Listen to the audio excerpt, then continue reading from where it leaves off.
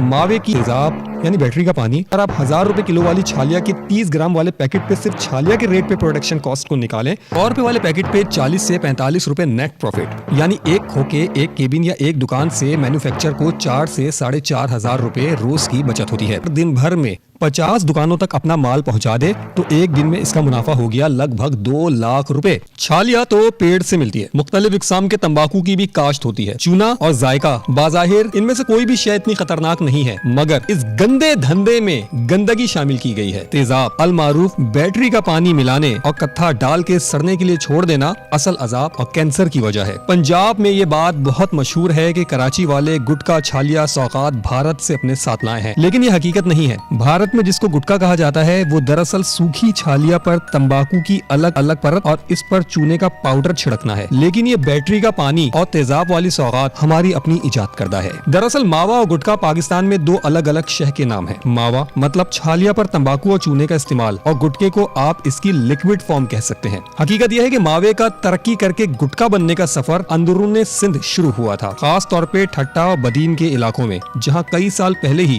छालिया को गीला करने और लेसदार बना के फरोख्त करने का रुझान शुरू हुआ था। अब हालत यह है कि मावा बनाने वाले और इसकी कमाई से जायदादें बनाने वाले तमाम ही इज्जतदार, इज्जतमाप शहरी डिमांड और सप्लाई का बैरियर तोड़ने के लिए कुछ न कुछ करते रहते हैं, और उनकी ये जल्दबाजी का मुजाहरा बैटरी के पानी तक ले जाता है। रिसर्च बताती है कि मावा बनाने के लिए छालिया का नरम पड़ना जरूरी है, और ये प्रोसेस अगर पानी की मदद से किया जाए तो छालिया को कम से कम 36 घंटे भिगोना पड़ेगा। ऐसे में तेजाब अल मारूफ बैटरी का पानी मिला दिया जाए तो ये छालिया ना सिर्फ जल्द नरम बल्कि साइज में भी बड़ी हो जाती है, जो मजीद मुनाफे और जल्द तकमील दोनों एतबार से मैन्युफैक्चरर्स के लिए फायदेमंद है। अब बात करते हैं इस गंदे धंधे में शामिल अफराद की। एक तो हो गए मैन्युफैक्चरर्स, दूसरे हो गए सप्लायर्स, तीसरे हो गए रिटेलर्स यानी खोके वाले, केबिन वाले, दुकानदार हजरात, और इन सब से कहीं ज्यादा मुनाफा कुछ और लोग भी उठाते हैं, जिनमें एक ग्रुप नाम नेहाद टुच्चे सहाफियों का है और दूसरा पुलिस में छुपी काली भेड़ों का। कैसे, अभी आपको आगे बताते हैं। साल 2024 इस वक्त कराची का किमाड़ी टाउन और इसके इलाके बल्दिया का शुमार मावा सास फैक्ट्री में होता है। घर घर मावा बनाने के कारोबार आम है और इसका बेतहाशा मुनाफा 5 ग्रुप्स के लिए दौलत का बाइस बन रहा है। इस गंदे धंधे की चमकदार इनकम और बेनिफिट्स कुछ इस तरह से हैं।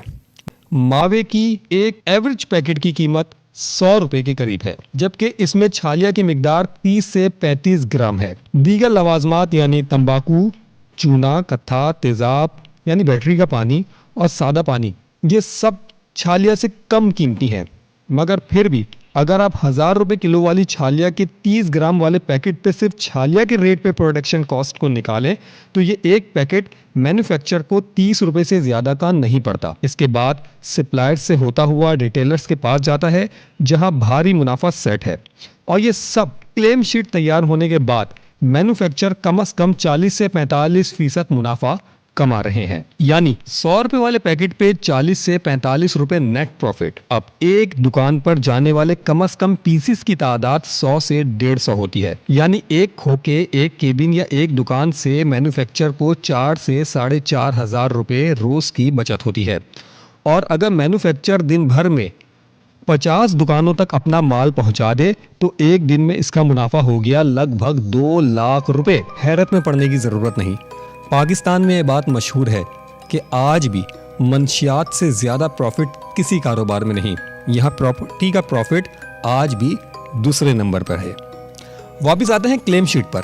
एक मैन्युफैक्चरर सिर्फ 50 रिटेलर्स का माल तैयार करके 2 लाख रोजाना यानी 60 लाख माहाना बचा रहा है, तो फिर इस इलाके के थानों में तैनात पुलिस की वर्दी में छुपी काली भेड़ें और नाम नेहाद सहाफी, बिलखुसूस ये सोशल मीडिया आने के बाद कैमरा उठाए, मुंह उठाए हर जगह घुस जाने वाले जाहिल सो कॉल्ड सहाफियों का धंधा किस तरह चल रहा होगा, ये अंदाजा आप खुद लगा लीजिए। कराची में इस वक्त एक और बात मशहूर है। थानों में मावे के कारोबार को कत्ल से ज्यादा गंदा तस्वुर किया जाता है। बावजूद इसकी रोकथाम नहीं हो रही, क्योंकि जराए बताते हैं कि अब महलों में घर घर वाली कहानियां भी पुरानी हो गई हैं। और मायने खेज बात यह है कि खुद सरकार के बहुत सारे कर्मचारी इस प्रॉफिटेबल बिजनेस में शराकतदार है। अब आ जाते हैं मेडिकल पॉइंट ऑफ व्यू की जानिब। अगर आप मावा खाते हैं तो आप पर यह बात बिल्कुल भी असर नहीं करने वाली। इसको खाने से कैंसर हो जाता है, बड़ी आंत में जख्म हो जाता है, आप बवासीर की बीमारी का शिकार हो जाते हैं या आपके मुंह से कीड़े निकलने लगते हैं। ये सब बातें आपके लिए मावे के पैकेट से कम अहमियत रखती हैं। तो बस आपको सिंध के लिक्विड मावा बनाने वाले शहर ठट्टा का डाटा देते हैं। सिर्फ ठट्टा में जनवरी से जून 2019 तक सरकारी अस्पतालों में केसेस की तादाद 117 थी और ये सारे कैंसर के मरीज थे जो ज्यादातर अब कब्र के अंदर हैं। लेकिन ये बात थी 2019 की। साल 2020 से 2024 तक सिर्फ सरकारी अस्पतालों में सिंध का डाटा यह है कि 8000 से ज्यादा कैंसर मरीज रजिस्टर्ड हुए और ये सब के सब मावा खाने वाले थे।